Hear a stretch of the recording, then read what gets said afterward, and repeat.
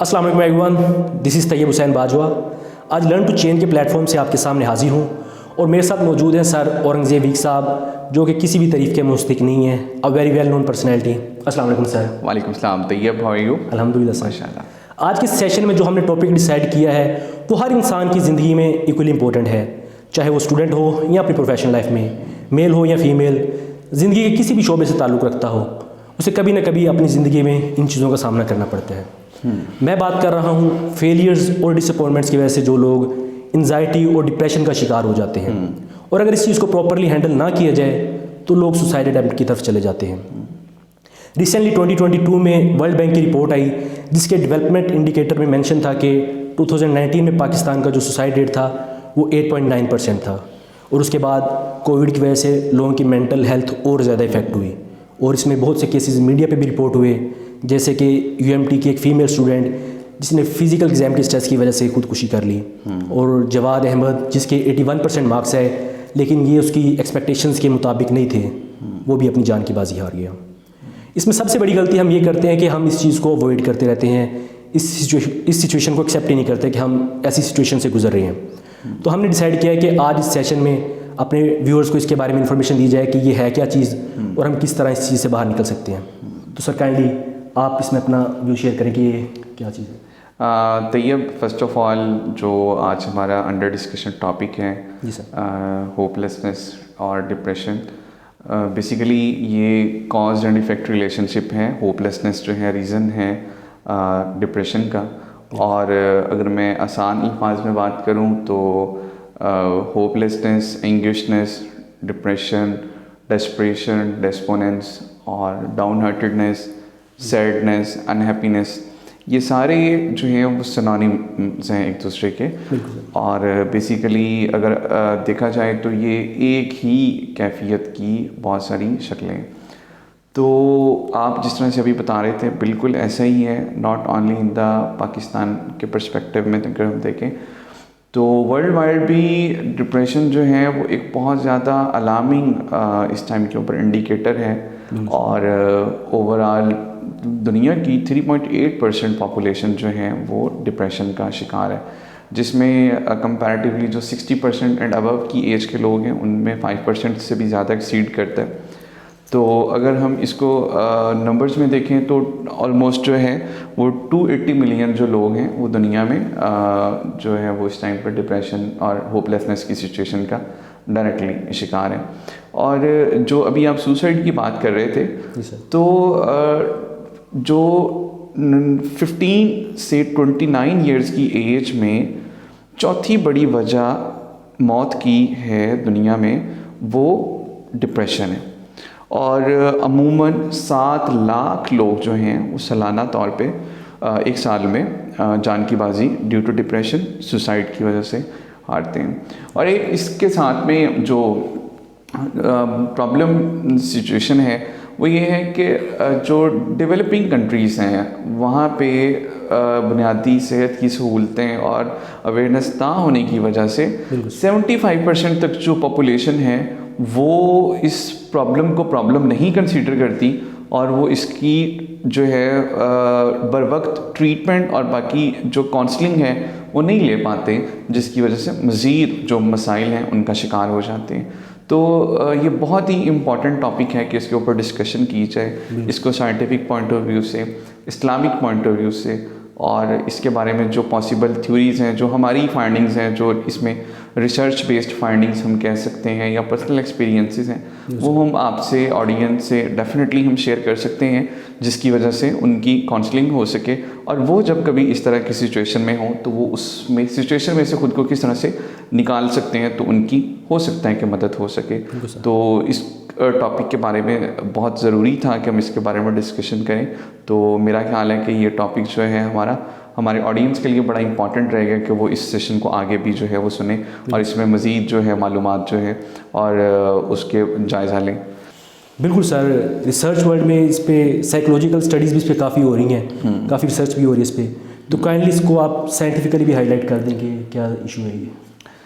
तैयब, बिल्कुल इसका जो है वो साइंटिफिकली बहुत सारी थ्योरीज़ इस प्रॉब्लम को एक्सप्लेन करती हैं। जिसमें होपलेसनेस थ्योरी एक है, और वो क्या कहती है कि जो होपलेसनेस है वो डायथिस स्ट्रेस मॉडल है डिप्रेशन का। और इसमें क्या होता है कि जो आपके नेगेटिव लाइफ सर्कमस्टेंसेस हैं, बेसिकली वो आपके ओकेजन सेटर्स होते हैं। सही।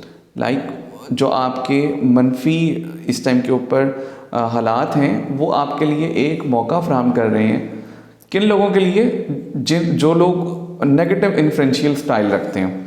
लाइक आपका ऑलरेडी एक मनफी अंदाज है सोचने का, साथ में मनफी हालात आ गए, तो वहाँ पे आप इस डिप्रेशन का शिकार हो जाते हैं और आप उसको प्रॉपरली फेस नहीं कर पाते हैं। तो इसको अगर मज़ीद इसकी जो है वो देखा जाए तो इसमें 2 वेरिएबल्स हैं जो कि डायरेक्टली इसमें इम्पेक्ट क्रिएट करते हैं, कोरिलेटेड हैं वो ये कि एक vulnerability and second is negative environmental circumstances. Like एक पर्सन है, वो खुद बहुत कमज़ोर है, बेबस है, वो किसी भी किस्म के हालात का उस तरह से सामना नहीं कर सकता है, और साथ में नेगेटिव इन्वायरमेंटल सर्कमस्टेंसेस आ जाते हैं जो कि किसी की भी लाइफ में आ सकते हैं। तो वो वहाँ पे क्या करता है, वो लूज़ कर देता है अपनी एनर्जी को और अपनी बहुत सारी चीज़ों को, और वो होपलेसनेस सिचुएशन में, अनहैप्पीनेसेस में और सैडनेस में और डाउन हार्टेडनेस में चला जाता है। तो अब यहाँ पे एक इम्पॉर्टेंट चीज़ जो कंसीडर करने वाली है कि इस रिलेशनशिप को हम कैसे ब्रेकअप कर सकते हैं, जो होपलेसनेस थ्योरी कहती है। लाइक आपकी लाइफ में नेगेटिव इम्पैक्ट्स आते हैं, नेगेटिव सर्कमस्टेंसेस डेवलप होते हैं, लेकिन ऑन द अदर साइड अगर आपका इन्फ्लुएंशियल स्टाइल पॉजिटिव है, आप मस्बत नज़री रखते हैं, आप हर चीज़ को इस तरह से जांचते हैं कि ये मसाइल बहुत टेम्परेरी हैं और अल्लाह ताला की ज़ात जो कि इंसानों से बहुत ज़्यादा प्यार करती है, बीइंग अ मुस्लिम आपका बिलीव भी है कि वो आपको हर मुश्किल से जो है वो निकाल सकती है। तो आप इस सोच के साथ अपनी एनर्जी ड्रेन नहीं होने देते हैं और आप हालात का मुकाबला करते हैं, तो आप डिप्रेशन की सिचुएशन में नहीं जाते हैं। तो जब आप बेबसी की सिचुएशन में होंगे तो डेफिनेटली फिर आप अपने हथियार डाल देते हैं। तो इन वेरिएबल्स को जो इनका रिलेशन है, इसमें एक रिलेशन को जैसे मैंने अभी बताया कि इसके इम्पेक्ट को मिनिमाइज़ करने के लिए जो सबसे इम्पॉर्टेंट है वो थेरेपी अभी मैं जो आपसे शेयर कर रहा हूँ कि वो ये है कि आपका इन्फ्लुएंशियल स्टाइल जो है वो पॉजिटिव होना यहाँ पे बड़ा इंपॉर्टेंट है। बिल्कुल सर, अगर इसके साथ साथ जब मैं स्टडी कर रहा था ना, डिफरेंट जर्नल्स में मुझे वो कोग्निटिव डिस्टॉर्शन का एक वर्ड मिला था। काइंडली इस चीज़ को भी थोड़ा सा हाईलाइट कर। Hopelessness and depression suffers from the cognitive distortions, और दिस इज़ वेरी ट्रू कि कुछ आपकी इस तरह की चीज़ें होती हैं जिसकी वजह से आप इस तरह के मसाइल में जाते हैं। और वो अगर मैं आपसे शेयर करूं तो उसमें नंबर 1 पे है ओवर जनरलाइजेशन। यूजली बड़ा सेल्फ एक्सप्लेनेटरी वर्ड है ओवर जनरलाइजेशन। उसमें ये होता है कि you see a single negative event and consider it like never ending defeat pattern of defeat, कि एक छोटा सा मनफी पहलू लिया और उसको आपने कंसीडर कर लिया कि ये परमानेंट है आपकी लाइफ में और ये कभी भी ख़त्म नहीं होगा। लाइक आपको बहुत सारी चीज़ें मिलती हैं कि बहुत सारे लोग जो हैं वो फिज़िकली इल हो जाते हैं, सम टाइम डिसेबल भी हो जाते हैं, और अगर वो कंसीडर कर लें कि ये अब हमारे साथ परमानेंट है, एसोसिएटेड है और हम कभी भी जो है वो इससे बाहर नहीं निकल सकते हैं, तो वो और भी बहुत सारी मिसालें हैं ओवर जनरलाइजेशन की कि एक नेगेटिव इवेंट से आप उसको हमेशा के लिए परमानेंट कंसीडर कर लेते हैं कि हमारे साथ अटैच है, जबकि ऐसा नहीं है। आप उस टाइम के ऊपर बहुत ज़्यादा मुस्बत हो के और उसके ऑल्टरनेट में बहुत सारे आपके पास सलाहियतें होती हैं जिसको आप इस्तेमाल करके आगे बढ़ सकते हैं। ओवर जनरलाइजेशन के बाद जो है वो सेकंड बड़ा इंपॉर्टेंट वही है मेंटल फ़िल्टर, बड़ा कॉमन है। मेंटल फ़िल्टर भी सेल्फ एक्सप्लेनेटरी है। लाइक आप क्या करते हैं, एक नेगेटिव इवेंट को लेते हैं, उसके वजह से आप अपना विजन जो है वो डार्कन आपका हो जाता है। लाइक आप किसी एक इंसान को देखा, उसकी एक गलत चीज़ थी जो आपको नज़र आ गई, तो आपने उसके बारे में सारी अच्छाइयाँ इग्नोर कर दी, या एक कोई इस तरह का लाइफ में इवेंट था जिसके लिए आप बड़े एक्साइटेड थे और बहुत सारी चीज़ें आपकी उसके साथ एसोसिएटेड थी, उसमें एक नेगेटिव इवेंट हुआ तो आपने क्या कहा, आपने फिर उसकी सारी पॉजिटिव चीज़ें जो हैं वो डिसकंटिन्यू कर दी और आपने उसके बारे में मज़ीद अच्छा सोचना छोड़ दिया। तो वो मेंटल फ़िल्टर हो जाता है सम टाइम के ऊपर कि हाँ, आप सिर्फ़ और सिर्फ एक ही जो है वो लेंस के थ्रू देखना शुरू कर देते हैं उन चीज़ों को, और विजन जो है वो आपका ब्लर होना शुरू हो जाता है। तो मेंटल फ़िल्टर भी जो है वो एक कॉग्निटिव डिस्टॉर्शन है जो आपको लीड करता है होपलेसनेस की तरफ एंड डिप्रेशन की तरफ। थर्ड वन जो इशू है वो बड़ा ही कॉमन है, डिस्काउंटिंग द पॉजिटिविटी। जब आप हर चीज़ में नेगेटिव होना शुरू हो जाते हैं। अच्छा, और अगेन मैं यहाँ पे वही दोबारा बात करूँगा कि जब आपका नेगेटिव इन्फ्लुएंशियल स्टाइल अगर होगा तो आपको हर चीज़ में ही नेगेटिविटी नज़र आएगी और आप हर चीज़ में नेगेटिविटी तलाश करने लग जाएंगे। अमूमन मैं कहा करता हूँ कि इंसान में जिस चीज़ की तलब होती है तो वो उसे वो मिल जाती है। अगर आप मस्बत नज़री रखते हैं तो आपको मस्बत चीज़ें माशरे में दिखाई देना शुरू हो जाएंगी, और अगर आप नेगेटिव हैं तो आपको हर चीज़ जो है वो नेगेटिव नज़र आना शुरू हो जाएगी। तो जब आप ये डिस्काउंटिंग द पॉजिटिव, ये जो फिनोमिना है, जब ये आपकी लाइफ में स्टार्ट हो जाता है तो अगेन वो कॉग्निटिव डिस्टॉर्शन है ये जो आपको होपलेसनेस और डिप्रेशन की तरफ जो है वो लेके जाता है। उसके बाद एक और जो है वो आता है cognitive distortion, jumping to conclusion. बहुत आसानी से आप बड़ी जल्दी नतीजा अखज़ कर लेते हैं। किसी चीज़ को मुकम्मल तौर पे जांचे बिना आप उसके नतीजे पे पहुंचना चाहते हैं और अमूमन उसमें आप गलत होते हैं। अमूमन आप उसमें before time, before the proper evaluation, before the proper understanding of the thing आप उसकी जो है वो कंक्लूजन की तरफ जाते हैं और अमूमन फिर बाद में आपको रियलाइज़ होता है कि आप वो गलत सोच रहे थे, हकीकत में ऐसा कुछ नहीं था। तो ये भी एक नेगेटिव डिस्टॉर्शन है जिसकी वजह से आप जो हैं वो होपलेसनेस की तरफ चले जाते हैं। इसके बाद एक और जो है जो मैं आपसे शेयर करना चाहूँगा वो है मैग्नीफिकेशन। मैग्नीफिकेशन में यूजुअली क्या होता है कि आप अपने मसाइल को, आप अपने डिफ़िकल्टीज़ को, प्रॉब्लम्स को इतनी इम्पोर्टेंस दे देते हैं, इतना हाईलाइट कर लेते हैं कि आपको अपनी खूबियाँ नज़र आना बंद हो जाती हैं। सही, ठीक है।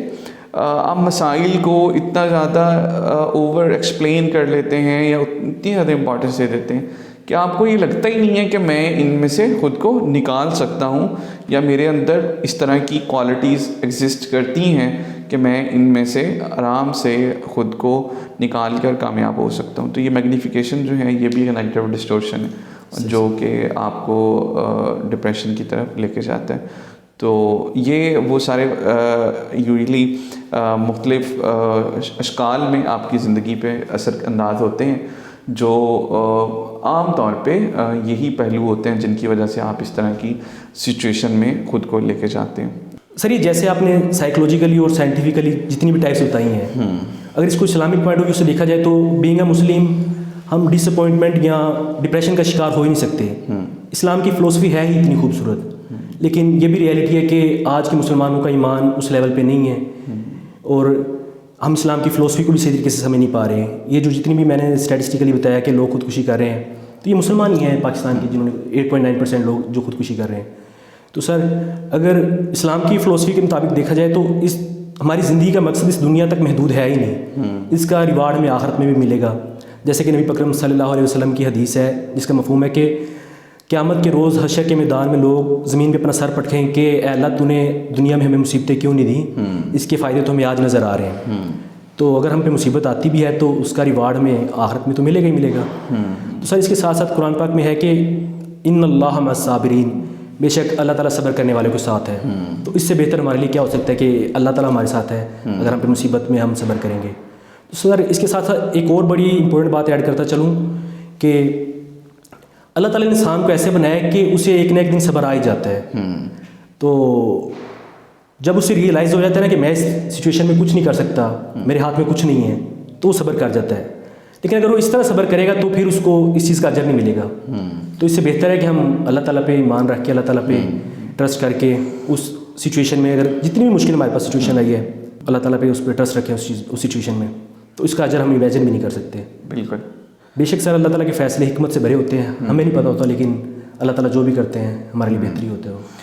बिल्कुल ऐसा ही है, और इस्लाम के पॉइंट ऑफ व्यू से हमें पता चलता है कि हर मुश्किल के बाद आसानी है और अल्लाह ताला की ज़ात जो है वो हर मुसलमान पे या हर इंसान पे उतना ही वज़न डालती है कि जितनी उसमें सकत होती है। और इसके साथ में और भी बहुत सारी अहादीस मिलती हैं कि आप अपना बेहतर जो है वो जारी रखें, बाकी अल्लाह ताला की ज़ात पे छोड़ दें। और जब भी आप मुश्किल में जाएं तो अपने रब से दुआ करें। तो दुआ जो है वो बहुत बड़ा जो है वो हर मुश्किल से निकलने का एक जो है आपके पास बेहतरीन तरीका है। आप अपने रब के रूबरू और तन्हाई में रो के गिड़गिड़ा के उससे मांगें अपनी हर मुश्किल का हल, तो डेफिनेटली आपको इंटरनल सेटिस्फेक्शन भी मिलती है, क्योंकि आप राइट प्लेस पे मांग रहे होते हैं और अल्लाह ताला उस मसाइल से आपको निकालना भी शुरू कर देते हैं। तो ये इसी तरह से बहुत सारी आपको सोशल चीज़ों में भी एग्जांपल्स मिलती हैं। मुझे यहाँ पे एक एग्जांपल अभी याद आई जो कि एक वो रियल इंसिडेंट है, मैं आपसे शेयर करना चाहूँगा। यहाँ पे मेरे एक दोस्त हैं माशाल्लाह, वो आजकल चेयरमैन हैं वो एक डिपार्टमेंट के। तो वो मुझे एक दफ़ा बता रहे थे अमूमन जितने भी एकेडमिया के लोग होते हैं इनकी पेपर्स कंडक्ट करने के लिए डिफरेंट प्लेसेस के ऊपर जो हैं वो ड्यूटीज़ लग रही होती हैं और डिफरेंट सेंटर्स के ऊपर जो हैं एज ए सुपरिटेंडेंट या एज ए वहाँ पे सुपरवाइज़र वहाँ पे जा रहे होते हैं। सही सर। तो उन्होंने बताया कि उनकी एक दफ़ा ड्यूटी लगी और उन्होंने वहाँ पे एमए इंग्लिश के जो है वो पेपर लेने जाना था। और वो सेंटर में अगर आपको बताऊँ तो आपको बड़ी हैरानी होगी, और उससे भी जो नेक्स्ट बात आपको बताऊँ कि स्टूडेंट वहाँ पे कौन था तो वो भी आपको बड़ी हैरानी होगी। तो वो सेंटर जो था वो बहावलपुर की सेंट्रल जेल था, ठीक है, जहाँ पे स्टूडेंट जो थे वो एमए इंग्लिश के पेपर देना चाह रहे थे। और उनमें से एक जो स्टूडेंट था जो मेन उसका करैक्टर था इस इंसिडेंट का, विल यू बिलीव इट कि वो लाइफ इम्प्रिजनमेंट मतलब उम्र कैद का जो है वो कैदी था वहाँ पे। तो आप वो लेवल ऑफ होप चेक करो, मोटिवेशन चेक करो कि एक इंसान है वो उम्र कैद और उसको अदालत फ़ैसला सुना चुकी है और उसे पता है कि उसकी बाकी की जो ज़िंदगी है वो इसी जेल में गुजरनी है, कैद में गुजरनी है, और वो फिर भी तालीम के रास्ते पे जो है वो अपना टाइम इन्वेस्ट कर रहा है। और इसकी सोच वहाँ पे क्या है कि मैं अपनी बाकी की जो लाइफ है, मैं यहाँ पे जो यंगस्टर्स कैदी आते हैं जो यहाँ पे 2 साल 4 साल 5 साल के इम्प्रिजनमेंट में आते हैं, तो मैं इस ड्यूरेशन में उनको कुछ सिखा सकूँ, मैं उनको कुछ पढ़ा सकूँ जो सोसाइटी में जाके कुछ कंट्रीब्यूशन कर सकें, और हो सकता है कि उन्हीं की वजह से मेरी जो है वो बख्शिश हो जाए और मैं अपने इस जो एक वो दिल पे बोझ है तो उससे मैं थोड़ा बेहतर महसूस कर सकूं। और ये definitely this is very the biggest thing कि मतलब आप अगर किसी की लाइफ में, और इसी तरह से आप देखें कि बीमारी की हालत में बहुत सारे लोग नाउमीदी का शिकार होते हैं, और लेकिन फिर उम्मीद में भी बहुत सारे होते हैं। लाइक आप देख लें कि कैंसर पेशेंट्स हैं तो डॉक्टर्स उनको बता भी चुके होते हैं, उनकी फैमिलीज़ को भी बता चुके होते हैं कि आपके पेशेंट के पास जो है वो बहुत ज़्यादा टाइम नहीं है, वो कुछ दिनों का मेहमान है या कुछ इस तरह की बात, लेकिन वो फिर भी बड़े होपफुल होते हैं। उनको लग रहा होता है कि कोई उनकी लाइफ में मिरेकल हो जाएगा, अल्लाह ताला उनकी जो है वो ज़िंदगी बढ़ा देंगे, वो मुकम्मल तौर पे सेहतयाब हो जाएंगे, वो उसी घर में उसी चमन में वो बड़ी खुशी से ज़िंदगी गुजारेंगे, वो होपलेसनेस में नहीं जाते। तो ये वो रियल एग्जांपल्स हैं जिसको अगर हम देखें तो हमको फील होता है कि हम तो छोटी छोटी बुनियादी चीज़ों की वजह से मसाइल का शिकार हैं। लाइक मेरी वर्क प्लेस पे मेरी प्रमोशन नहीं हो रही तो मसला है, मेरे बच्चे स्कूल में ग्रेड्स अच्छे नहीं ले रहे तो मसला है, मेरे जो हैं वो सोशल इश्यूज़ हैं, फाइनेंशियल इश्यूज़ हैं, वर्क प्लेस इश्यूज़ हैं, मेरे फैमिली इश्यूज़ हैं, नेगेटिविटी है। मतलब ये वो मसाइल हैं जो कि कोई इतनी ज़्यादा अहमियत भी नहीं है जिनको आप सर पे सवार ना भी करें तो आप बहुत अच्छे से जो है वो अपनी लाइफ स्पेंड कर सकते हैं। तो ये जो है आपको एग्जांपल्स जो मैंने बताई हैं, तो ये तो वो वाली एग्जांपल्स है जिसमें आपके लिए बड़ी मोटिवेशन है कि आप इन चीज़ों को किस तरह से जो है वो मैनेज कर सकते हैं। और इसमें एक और जो है वो मैं बात आपको बताता चलूँ कि मसाइल में से निकलने का एक और जो है वो बड़ा बेहतरीन हल अगर इस्लामिक पॉइंट ऑफ व्यू से ही हम देखें तो वो यकीन कामिल है। अल्लाह ताला की ज़ात के ऊपर बहुत ज़्यादा यकीन कर लेना। ये गालिबन 2012 या 13 की बात है कि मैं उस टाइम के ऊपर स्टूडेंट था यूनिवर्सिटी में, और मेरे एक टीचर थे, मेरे बड़े ही ट्रू मेंटोर थे, आजकल ऑस्ट्रेलिया में होते हैं, और उनका नाम प्रोफेसर आसिफ तनवीर है। सही सही।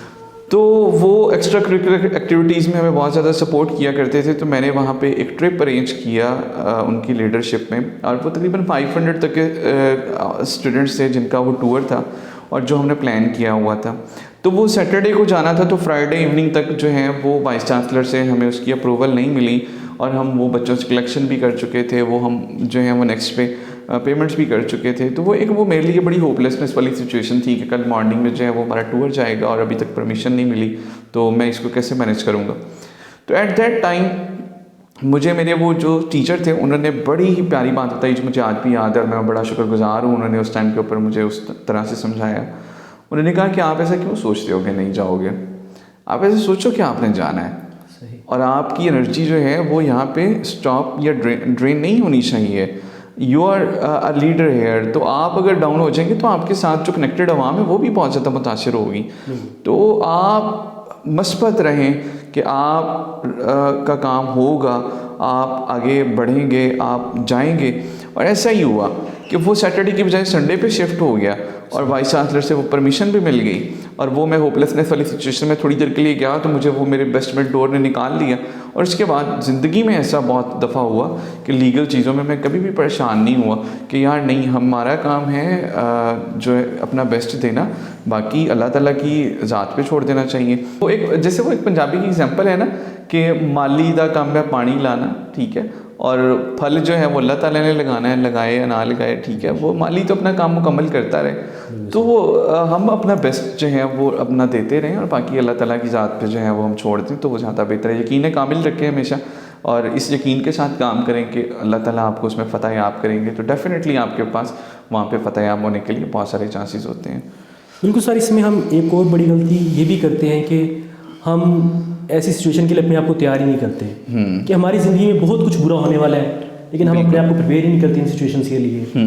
तो अब आपके माइंड में आ रहा होगा कि भी ऐसे जब हम उस सिचुएशन में जाएंगे तो हमें पता लगेगा कि हमारे साथ ये होना है, हम पहले तैयारी कैसे कर सकते हैं। लेकिन सर हमें अपने इर्द गिर्द से सिग्नल्स मिल रहे होते हैं, हमारे दोस्तों के साथ, हमारे रिलेटिव्स के साथ, किसी न किसी के साथ कुछ ना कुछ बुरा हो रहा होता है, लेकिन हम उस सिचुएशन में अपनी फैंटेसीज में रहते हैं कि नहीं यार ये मेरे साथ क्यों होगा, ये तो इसी के साथ हुआ है। तो हमें चाहिए कि उस सिचुएशन में भी अपने आप को रख के देखें कि अगर ये खुदा ना खास्ता मेरे साथ हो जाए किसी दिन, तो मुझे कैसे हैंडल करना है। क्योंकि मेरा मानना है कि जब एकदम से हमारे पे मुसीबत आ जाती है ना, तो हम अपने सही तरीके से सेंसिटिव नहीं होते, सही तरीके से अपने लिए फैसला नहीं कर पाते।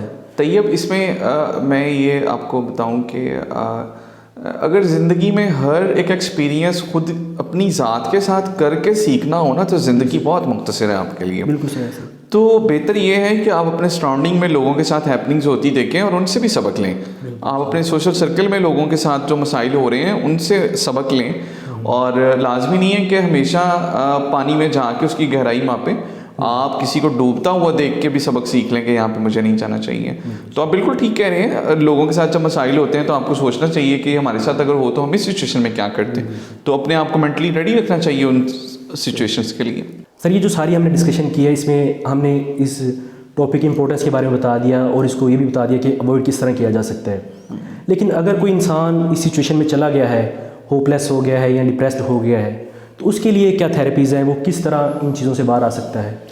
जी तैयब, इसमें एक मॉडल हम अपने ऑडियंस के साथ शेयर करेंगे। अगर वो इस सिचुएशन में जाते हैं तो वो उस मॉडल को फॉलो करते हुए उस सिचुएशन में से बाहर आ सकते हैं। उसमें जो अभी हम इनको थेरेपी या मॉडल हम शेयर करेंगे अपने ऑडियंस में, सबसे पहली जो स्टेज है वो ये है कि consider that your brain might be lying to you. ठीक है, मतलब इस बात पर हमेशा गौर करें कि आपका जो ब्रेन है वो आपके साथ झूठ बोल रहा है। वो आपको उस सिचुएशन में मज़ीद लेके जा रहा है जिस सिचुएशन में से निकलना चाह रहे हैं। जैसे हमने वो कॉग्निटिव डिस्टोर्शंस बताए हैं ना, तो ये वो सारे कॉग्निटिव डिस्टोर्शंस हैं जो आपको इस सिचुएशन में लेके जा रहे हैं। ओवर जनरलाइजेशन है, मेंटल फिल्टर है, और जो बाकी डिस्काउंटिंग द पॉजिटिव है, मैग्निफिकेशन है, जंपिंग टू कंक्लूजन है, वो सारे जो कॉग्निटिव डिस्टॉर्शंस हैं वो आपको इस सिचुएशन में लेके जा रहे हैं। तो आप यहाँ पे ये समझ लीजिए कि जो आपका ब्रेन है वो आपके साथ झूठ बोल रहा है, वो इस नेगेटिव सिचुएशन में आपको लेके जा रहा है। तो आप इस बात को एक्सेप्ट कर लें। नंबर सेकंड पे फिर आप क्या करें, आर्ग्यू द अपोजिट। आप इसकी मुखालिफ सिमत पे सोचें। लाइक आप ये सोचें कि इसकी दूसरी कंडीशन क्या हो सकती है। सही।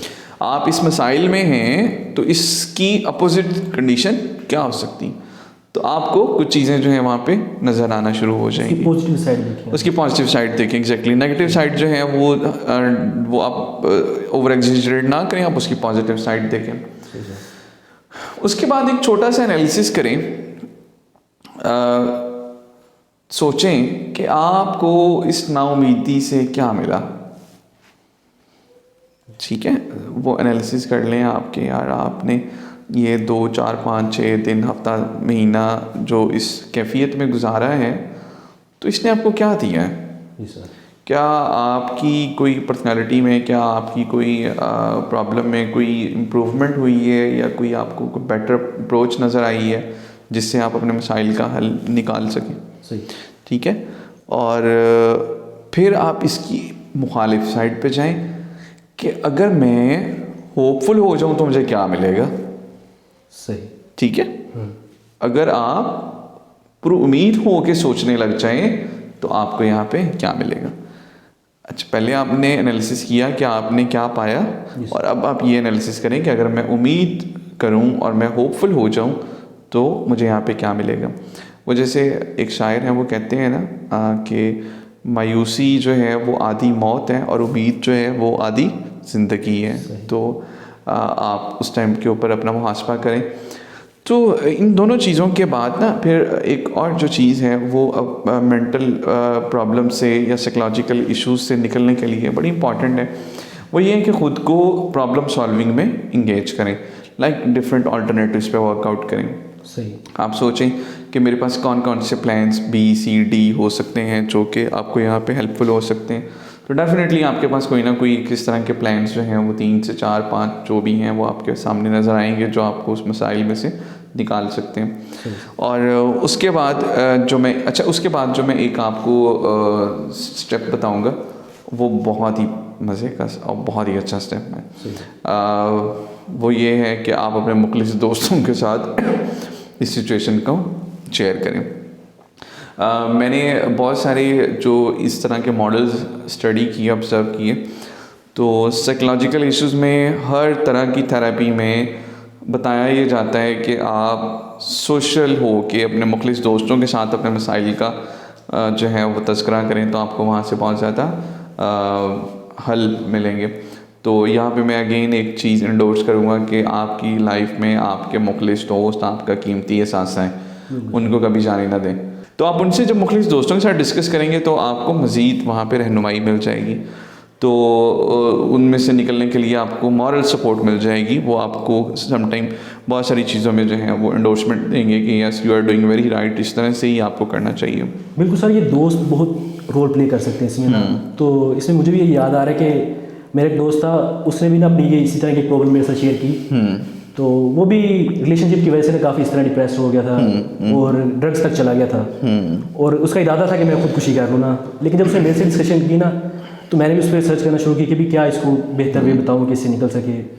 तो एक चीज़ मेरे सामने आई, वो ये कि हमें ना दूसरों के एक्सपीरियंसेस को पढ़ना चाहिए। जिस तरह यूट्यूब वगैरह पे उन्होंने अपने एक्सपीरियंस शेयर किए हुए हैं या बुक्स की फॉर्म में उन्होंने लिखा होता है, तो उससे भी हमें काफ़ी हेल्प हो जाती है। बिल्कुल, तो नो डाउट। हमें उनको जो टाइम लगा था इतना उस जगह तक पहुंचने में, हम उनको पढ़ के सीख सकते हैं कि ये हमारे लिए बेहतर हो सकता है। बिल्कुल। दूसरा ये, जब उनको पढ़ते हैं ना तो हमें ये भी रियलाइज़ होता है कि इसके सामने तो मेरी प्रॉब्लम कुछ नहीं है, उनकी प्रॉब्लम हमसे भी बहुत ज़्यादा बड़ी होती है। बिल्कुल ऐसे ही है। अमूमन आप इस चीज़ को अगर देखें तो आपको ऐसा ही एहसास होगा। तो दोस्त जो हैं उनके साथ डिस्कशन करने से आपको हकीकतन बहुत फ़ायदा होता है। और यहाँ पे एक और वो क्वेश्चन मार्क अक्सर दोस्तों का आता है कि अच्छे और बुरे दोस्त की पहचान कैसे करें। सर मिलते नहीं आजकल। तो इसके ऊपर जो है वो हम एक सेपरेट सेशन करेंगे कि how to find the good friends. आपकी उसमें कंट्रीब्यूशन क्या होनी चाहिए और आपकी एक्सपेक्टेशंस क्या होनी चाहिए और आप दोस्तों को किस तरह से अच्छा दोस्त बना सकते हैं। तो उसके ऊपर हम एक सेपरेट सेशन जो है वो रिकॉर्ड करेंगे, अपनी ऑडियंस के साथ शेयर करेंगे। बिल्कुल सर। तो अपने अब जब दोस्तों के साथ मसाइल शेयर करेंगे तो उसके बाद आपको कोई एक बेहतरीन हल मिल जाएगा। उसको आप क्या करें कि डेवलप अ कंप्लीट प्लान, आप उसको उसकी डेवलपमेंट करें, उस प्लान की एग्जीक्यूशन करें और प्रोफेशनल हेल्प लें जो उस प्लान के अकॉर्डिंगली आपको हेल्प आउट कर सकते हैं। और वो हेल्प जो है वो आपके लिए बहुत ज़्यादा बेनिफिशियल होगी उसके एग्जीक्यूशन के टाइम के ऊपर। और उसके बाद जो है वो अपना बेस्ट डिलीवर करें। तो आप उस प्रॉब्लम में से इस तरह से सोचते हुए, इन स्टेप्स के साथ सोचते हुए उसमें से खुद को निकाल सकते हैं। और एक लास्ट पे बात जो मैं वो करूँगा, ग्रैटिट्यूड, शुक्रगुजारी जो है ना वो एक बहुत ही बड़ा और इम्पॉर्टेंट जो है वो फैक्टर है नाउमीदी से निकलने के लिए। बिल्कुल सर। आप रोज़ अपनी ज़िंदगी में एनालिसिस करेंगे यार अल्लाह ताला ने आपको कौन कौन सी चीज़ें अता की हुई हैं जिनके ऊपर आप शुक्र अदा कर सकते हैं। तो मैं अपने स्टूडेंट्स को यूजली कहता हूँ कि यार आप जब रोज़ सुबह उठते हो ना तो आप मुख्तलिफ़ चीज़ों को सोचा करो कि मैं किस चीज़ के ऊपर रब का शुक्र अदा कर सकता हूँ। लाइक आज आप मंडे के दिन उठे हैं तो मंडे के दिन आप हर रोज़ ये देखा करें कि यार मेरे जिस्मानी अज़ा जो अल्लाह ताला ने मुझे दिए हुए हैं, मेरी जो 5 सेंसेस मुकम्मल हैं, मैं फ़िज़िकली एक हेल्दी इंसान हूँ, तो मैं इसके ऊपर कितनी चीज़ों पे शुक्र अदा कर सकता हूँ। तो आप शुक्रगुजारी शुरू कर दें। बहुत बड़ी नेमत है ये भी चीज़। ट्यूसडे आप जब उठें तो आप अपने सराउंडिंग में, सोशल सर्कल में मोहब्बत करने वाले लोग गिनना शुरू कर दें।